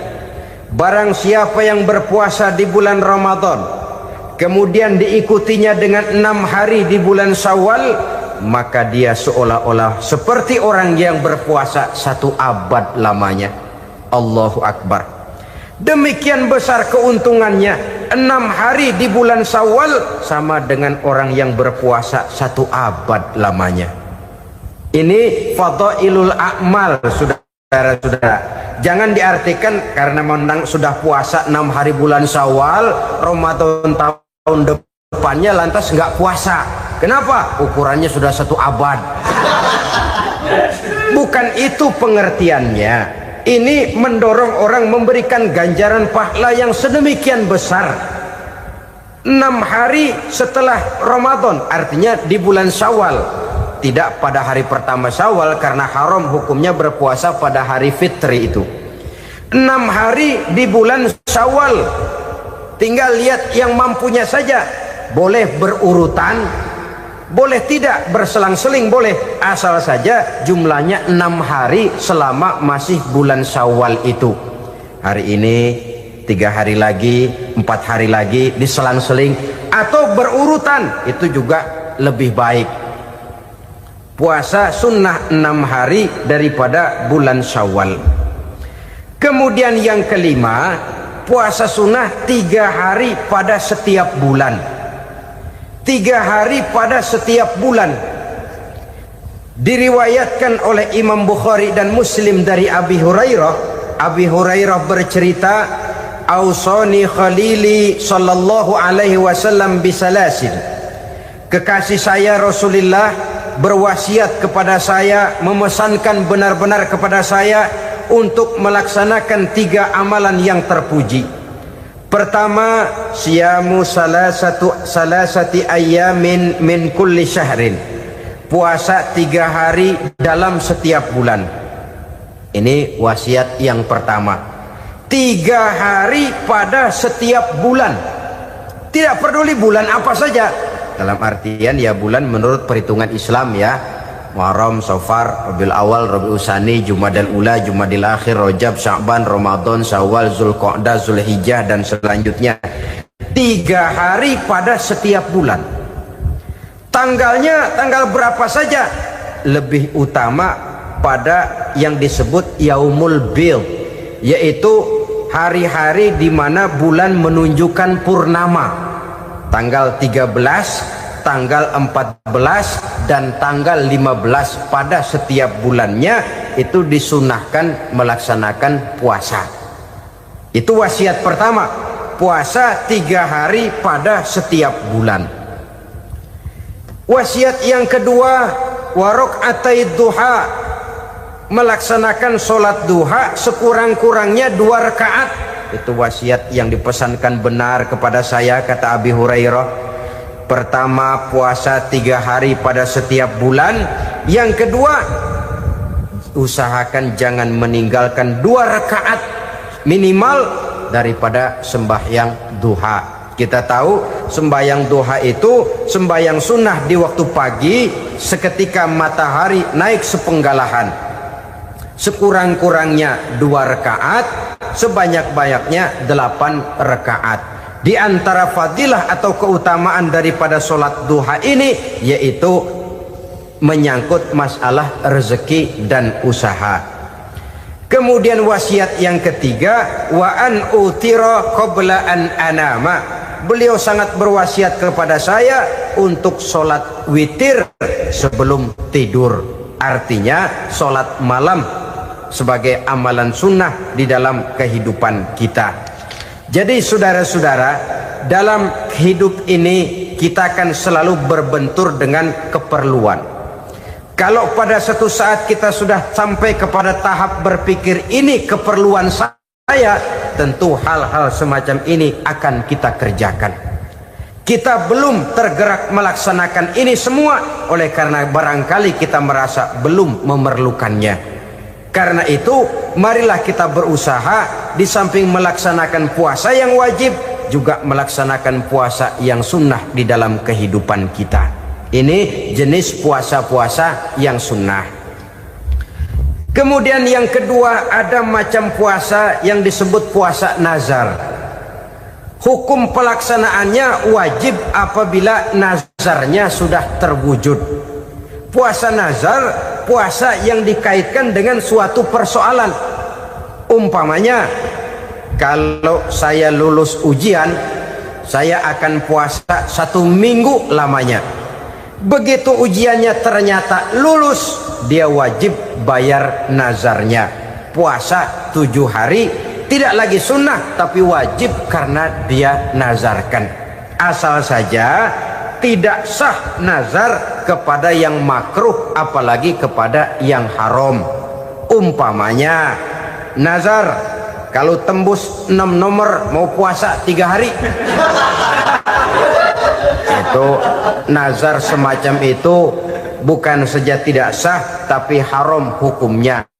Tidak boleh nazar kepada yang makruh apalagi kepada yang haram. Jadi apabila maksud yang sudah kita niatkan tercapai, wajiblah nazar itu dibayar, yaitu kalau nazarnya sunnah melaksanakan ibadah puasa. Kita akan mulai dari yang pertama, puasa-puasa sunnah.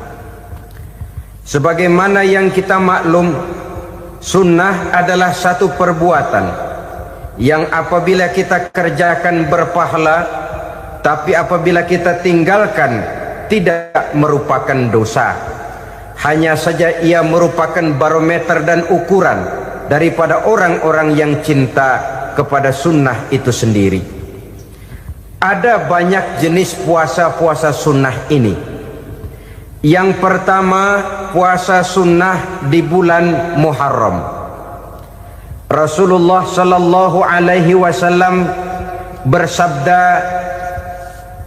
afdalus siyami ba'da Ramadan syahrullahil Muharram, wa afdalus salati ba'dal faridah salatul lail. Diriwayatkan oleh Muslim dari Abi Hurairah.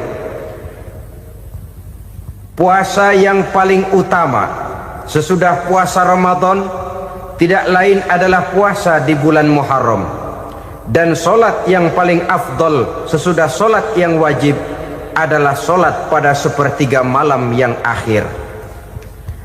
Puasa di bulan Muharram merupakan puasa sunnah dan mempunyai nilai yang sangat besar dalam pandangan Allah Subhanahu wa ta'ala. Buat mereka yang mampu melaksanakan puasa sunnah di bulan Muharram ini, boleh melaksanakannya selama 10 hari. Hari yang pertama, boleh juga 3 hari saja, atau setidak-tidaknya 1 hari daripada bulan Muharram. Yang kedua, puasa 10 hari daripada bulan Zulhijjah. Karena bulan Zulhijjah ini memang termasuk bulan yang dimuliakan oleh Allah Subhanahu wa ta'ala. Pertama, di sana ada hari Tarwiyah, ada hari Arafah, ada hari kurban, ada talbiyah, ada pelaksanaan haji dengan segala manasiknya. Maka puasa sunnah di bulan Zulhijjah merupakan amalan yang sangat utama dan besar pahalanya dalam pandangan Allah Azza wa Jalla. Sebagian ulama menjelaskan, man shoma hazihil ayyam akramahullahu bi asri asya'in.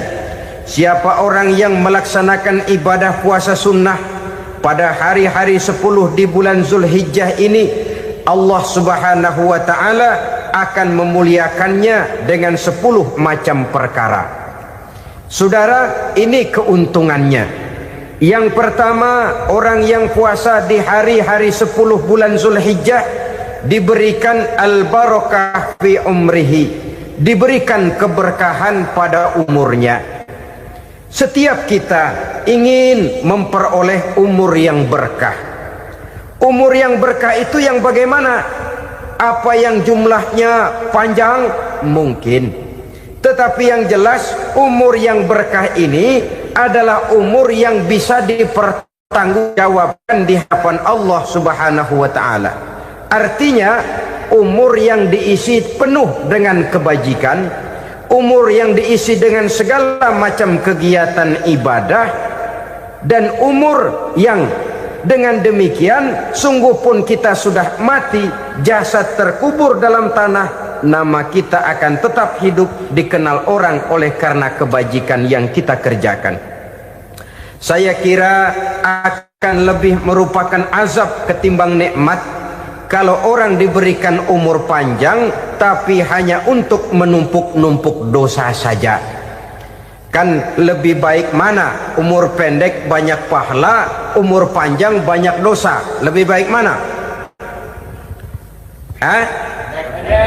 Saya yakin yang paling baik tentu umur panjang banyak pahala. Paling sial umur pendek dosa melulu. Sudah diberikan umur pendek tidak seberapa, dosa berlipat ganda. Itu kalau orang kampung bilang tekor namanya. Rugi. Umur pendek hanya untuk menumpuk-numpuk dosa. Boleh jadi kalau umat-umat zaman dulu, saudara, mereka diberikan umur panjang. Nabi Adam, kita tahu Nabi Adam itu 2000 tahun umurnya. Nabi Nuh 950 tahun. Umatnya ya rata-rata segitu itu.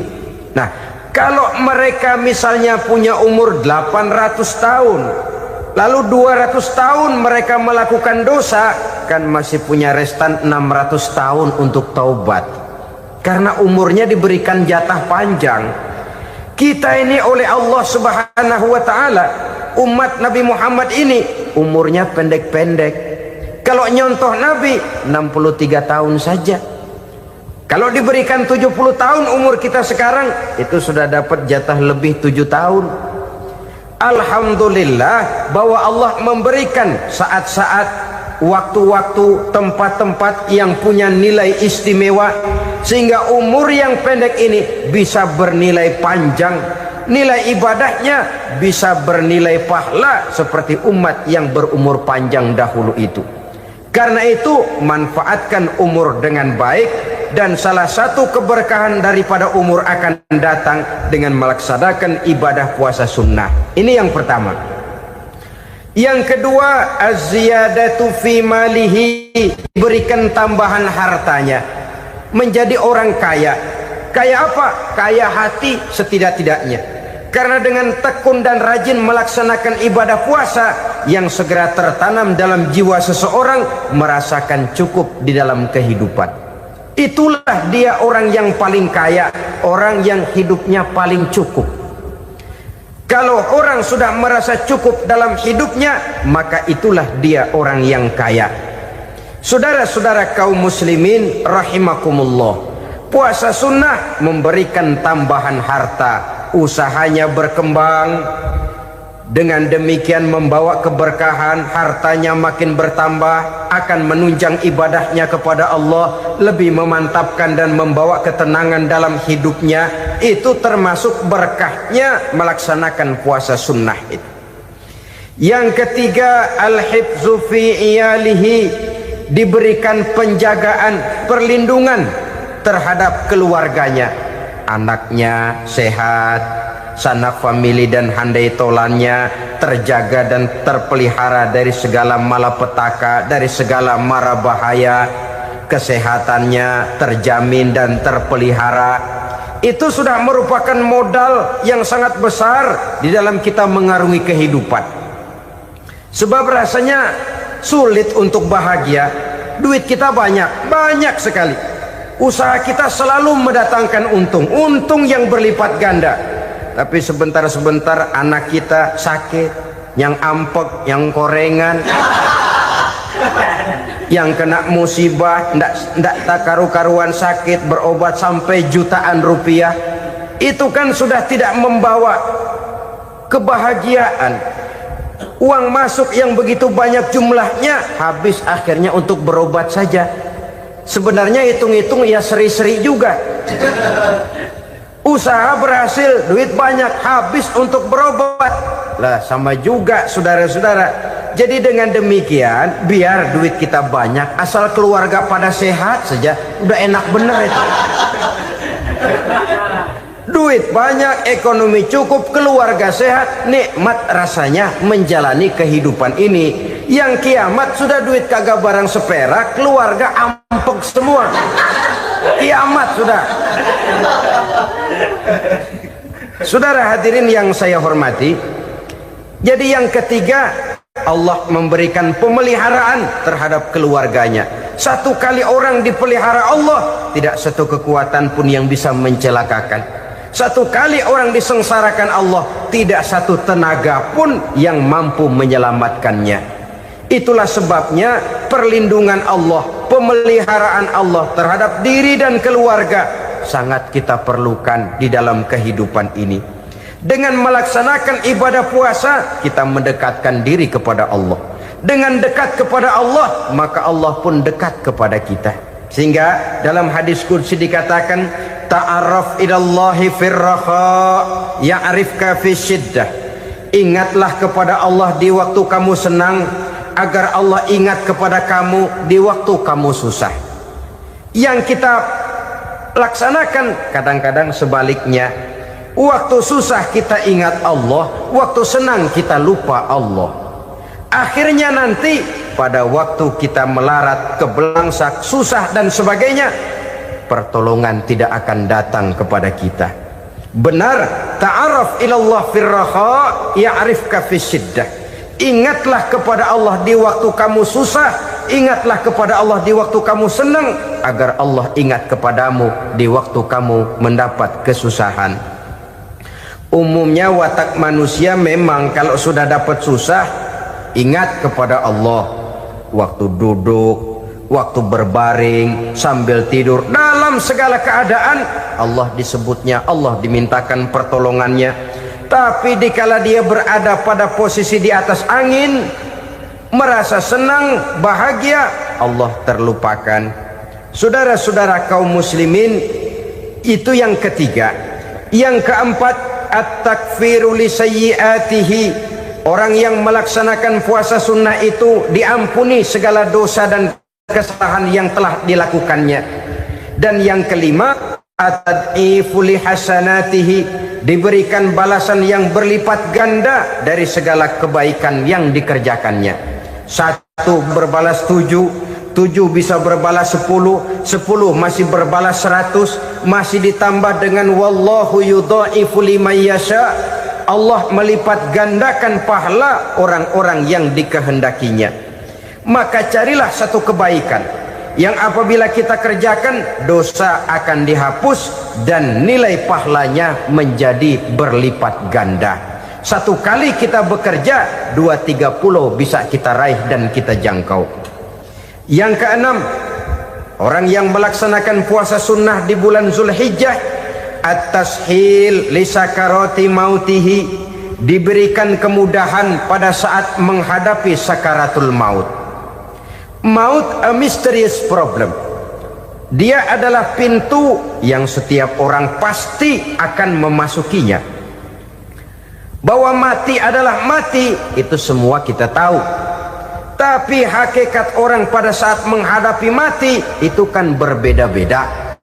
Ada yang matinya itu gampang sekali, persis orang tidur saja, tidak nampak gelisah, tidak bikin susah yang hidup, tidak gelimpangan di tempat tidur, persis seperti orang mau tidur saja. Ada yang sulit sekali menghadapi sakaratul maut, gelimpangan di tempat tidur, bikin bingung orang yang nunggu.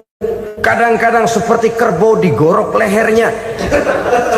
Saudara-saudara, sulit menghadapi sakaratul maut.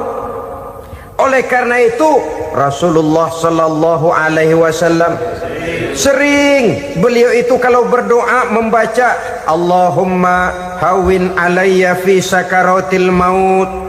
Ya Allah, mudahkan saya di dalam menghadapi sakaratul maut. Rasulullah saja, saudara, orang yang ibadahnya paling banyak, orang yang hatinya paling bersih, orang yang akhlaknya paling luhur, masih berdoa semacam ini, mohon dimudahkan oleh Allah agar mudah menghadapi sakaratul maut. Apalagi kita, terus terang kita ini paling-paling kelas mukhtalid, bangsa sama pahala mau sama dosa doyan.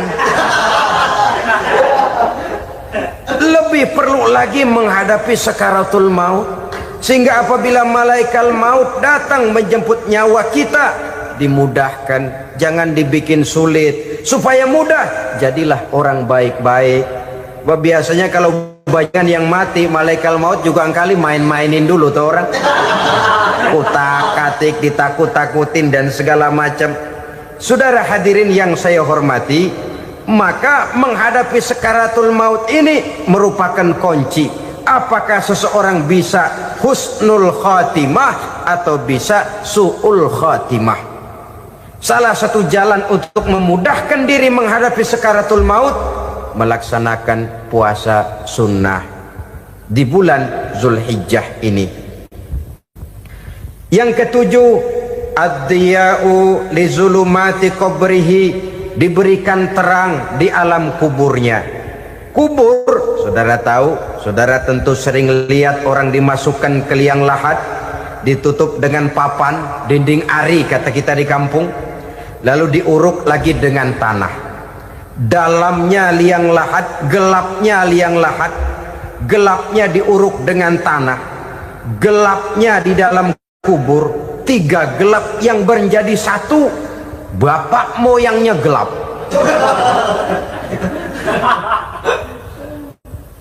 Puasa sunnah ini merupakan terang di alam kubur kita nanti.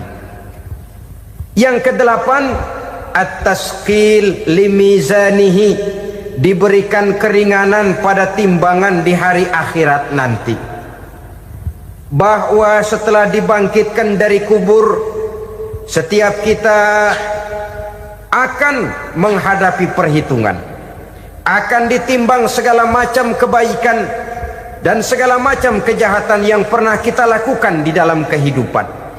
Orang yang melaksanakan ibadah puasa sunnah, at-tasqilu limizanihi, diberikan keringanan timbangan hari akhiratnya nanti. Yang kesembilan, an-najah minal bala, diberikan keselamatan dari segala macam bencana. Dan yang ke-10, as-su'ud ala darajatihi, diberikan ketinggian, naik derajatnya, derajat di dunia, lebih-lebih lagi derajat di akhirat nanti. Ini keutamaan yang diberikan Allah Subhanahu wa ta'ala kepada mereka yang melaksanakan ibadah puasa 10 hari di bulan Zulhijjah menurut penjelasan sebagian dari para ulama kita. Jadi setelah puasa Muharram ada lagi puasa Zulhijjah. Kemudian puasa sunnah yang ketiga, puasa sunnah pada hari Senin dan hari Kamis. Apa sumber hukumnya? Diriwayatkan oleh Imam Muslim dari Abi Qatadah, Rasulullah sallallahu alaihi wasallam ditanya tentang puasa pada hari Senin. Kenapa Rasul melakukan itu? Beliau menjawab, zalika yaumu wulidtu fihi wa yaumu bu'istu au unzila alayya fihi. Hari Senin itu adalah hari di mana aku dilahirkan dan hari di mana aku dibangkitkan. Wahyu pertama turun kepadaku pun pada hari itu. Maka sunnah melaksanakan puasa pada hari itu.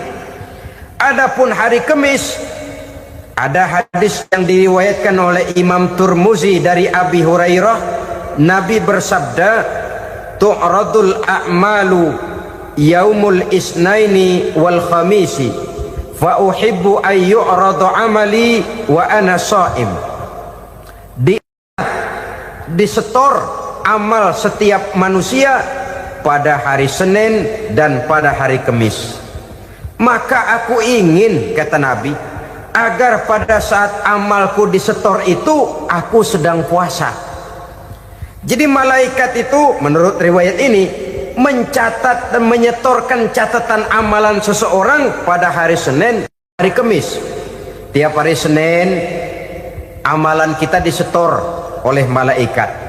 Catatan terakhir tentu yang sedang kita kerjakan, sehingga yang masuk daftar, saya tinggalkan orang ini, dia sedang puasa, karena naik catatan amalnya pada hari Senin.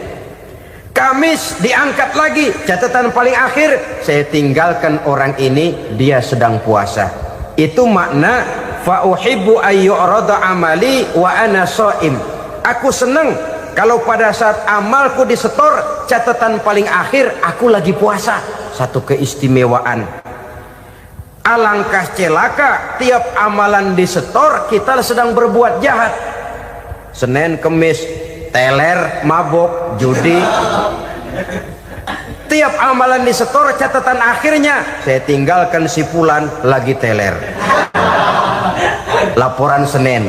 Kamis laporan lagi, saya tinggalkan si fulan lagi mirip kartu. Saudara hadirin yang saya muliakan, alangkah jeleknya catatan kita.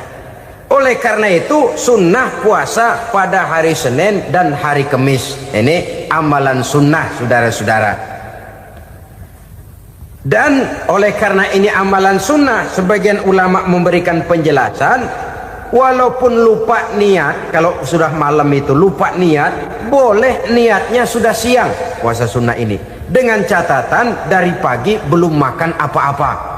Malam saudara lupa, tahu-tahu ingat ini hari Senin, ini hari Senin, dah jam 10, niatlah jam 10 itu sah puasanya, asal dari pagi belum makan apa-apa. Tapi kalau sudah dapat 2 piring baru niat jam 10, itu lain, ngojek namanya.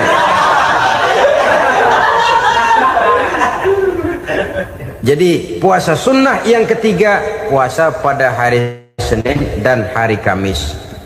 Yang keempat, puasa jenis sunnah yang keempat, puasa 6 hari di bulan Syawal. Diriwayatkan oleh Imam Muslim dari Abi Ayyub bahwa Nabi bersabda, man shoma ramadhana summa atba'ahu sittan min Syawal kana kasyamid dahri.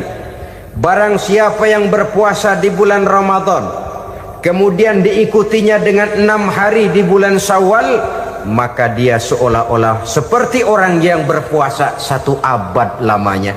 Allahu Akbar. Demikian besar keuntungannya. 6 hari di bulan Syawal sama dengan orang yang berpuasa 1 abad lamanya. Ini fadailul a'mal, saudara-saudara. Jangan diartikan karena menang sudah puasa 6 hari bulan Syawal, Ramadan tahun depannya lantas nggak puasa. Kenapa? Ukurannya sudah 1 abad. Bukan itu pengertiannya. Ini mendorong orang memberikan ganjaran pahala yang sedemikian besar. 6 hari setelah Ramadan, artinya di bulan Syawal. Tidak pada hari pertama Syawal, karena haram hukumnya berpuasa pada hari fitri itu. 6 hari di bulan Syawal. Tinggal lihat yang mampunya saja. Boleh berurutan, boleh tidak berselang-seling, boleh, asal saja jumlahnya 6 hari selama masih bulan Syawal itu. Hari ini 3 hari lagi, 4 hari lagi, diselang-seling atau berurutan, itu juga lebih baik. Puasa sunnah 6 hari daripada bulan Syawal. Kemudian yang kelima, puasa sunnah 3 hari pada setiap bulan. 3 hari pada setiap bulan. Diriwayatkan oleh Imam Bukhari dan Muslim dari Abi Hurairah. Abi Hurairah bercerita, Ausani Khalili sallallahu alaihi wasallam bisalasin. Kekasih saya Rasulullah berwasiat kepada saya, memesankan benar-benar kepada saya untuk melaksanakan 3 amalan yang terpuji. Pertama, siyamu salasati ayyamin min kulli syahrin. Puasa 3 hari dalam setiap bulan. Ini wasiat yang pertama. 3 hari pada setiap bulan. Tidak peduli bulan apa saja. Dalam artian ya bulan menurut perhitungan Islam ya. Muharram, Safar, Rabiul Awal, Rabiul Tsani, Jumadal Ula, Jumadil Akhir, Rajab, Sya'ban, Ramadan, Syawal, Zulqa'dah, Zulhijjah dan selanjutnya. 3 hari pada setiap bulan. Tanggalnya tanggal berapa saja. Lebih utama pada yang disebut Yaumul Bid, yaitu hari-hari di mana bulan menunjukkan purnama. Tanggal 13, tanggal 14 dan tanggal 15 pada setiap bulannya itu disunahkan melaksanakan puasa. Itu wasiat pertama, puasa 3 hari pada setiap bulan. Wasiat yang kedua, waraqatai duha, melaksanakan sholat duha sekurang-kurangnya 2 rakaat. Itu wasiat yang dipesankan benar kepada saya, kata Abi Hurairah. Pertama, puasa 3 hari pada setiap bulan. Yang kedua, usahakan jangan meninggalkan 2 rakaat minimal daripada sembahyang duha. Kita tahu sembahyang duha itu sembahyang sunnah di waktu pagi seketika matahari naik sepenggalahan. Sekurang-kurangnya 2 rakaat, sebanyak-banyaknya 8 rakaat. Di antara fadilah atau keutamaan daripada sholat duha ini yaitu menyangkut masalah rezeki dan usaha. Kemudian wasiat yang ketiga, wa an utira qabla an anama. Beliau sangat berwasiat kepada saya untuk sholat witir sebelum tidur. Artinya sholat malam sebagai amalan sunnah di dalam kehidupan kita. Jadi saudara-saudara, dalam hidup ini kita akan selalu berbentur dengan keperluan. Kalau pada satu saat kita sudah sampai kepada tahap berpikir ini keperluan saya, tentu hal-hal semacam ini akan kita kerjakan. Kita belum tergerak melaksanakan ini semua oleh karena barangkali kita merasa belum memerlukannya. Karena itu marilah kita berusaha di samping melaksanakan puasa yang wajib juga melaksanakan puasa yang sunnah di dalam kehidupan kita. Ini jenis puasa-puasa yang sunnah. Kemudian yang kedua, ada macam puasa yang disebut puasa nazar. Hukum pelaksanaannya wajib apabila nazarnya sudah terwujud. Puasa nazar, puasa yang dikaitkan dengan suatu persoalan. Umpamanya, kalau saya lulus ujian, saya akan puasa 1 minggu lamanya. Begitu ujiannya ternyata lulus, dia wajib bayar nazarnya. Puasa 7 hari, tidak lagi sunnah tapi wajib karena dia nazarkan. Asal saja tidak sah nazar kepada yang makruh apalagi kepada yang haram. Umpamanya nazar kalau tembus 6 nomor mau puasa 3 hari. Itu nazar semacam itu bukan saja tidak sah tapi haram hukumnya. Tidak boleh nazar kepada yang makruh apalagi kepada yang haram. Jadi apabila maksud yang sudah kita niatkan tercapai, wajiblah nazar itu dibayar, yaitu kalau nazarnya sunnah melaksanakan ibadah puasa.